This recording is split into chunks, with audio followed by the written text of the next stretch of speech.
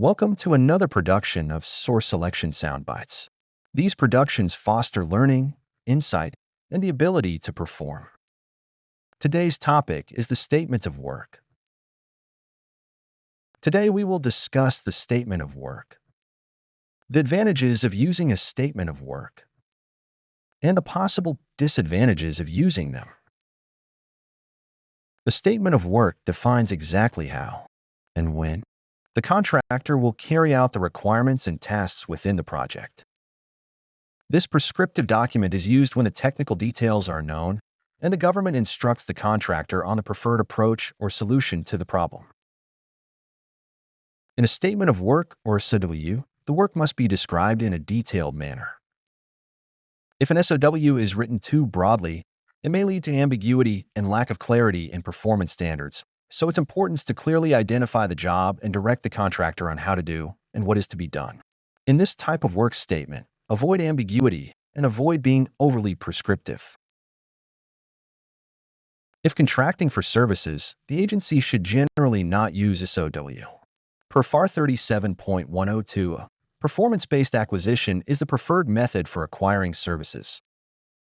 A SOW is not performance-based because it tells the contractor how the work is to be accomplished or the number of hours to be provided.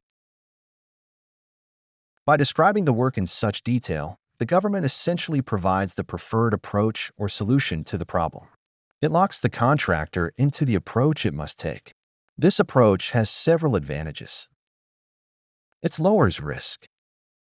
It has a somewhat predictable outcome if the contractor performs as instructed. The performance has a predictable cost range.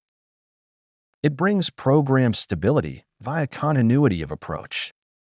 And it facilitates awarding a contract quickly because it only has to follow the government's instructions. There are also disadvantages to this approach. First, if the contractor follows the government's instructions and the results are unsatisfactory, the government owns the results.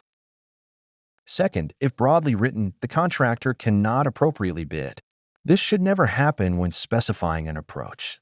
If the agency cannot describe its desired approach in detail, it should choose another type of work statement. Third, this kind of prescriptive work statement tends to reduce or limit competition. And lastly, a prescriptive approach does not make room for innovation, which may ultimately improve operations and possibly could save costs. Let's wrap this up. In this episode of Source Selection Soundbites, we discussed details about the statement of work. Second, the advantages of the statement of work. And third, the disadvantages of the statement of work. Thank you for watching another episode of Source Selection Soundbites. For additional information, check out some of the other videos in this series, other Productivity Partners materials, or our Source Selection Answer app that is available on the Google Play Store and Apple Store.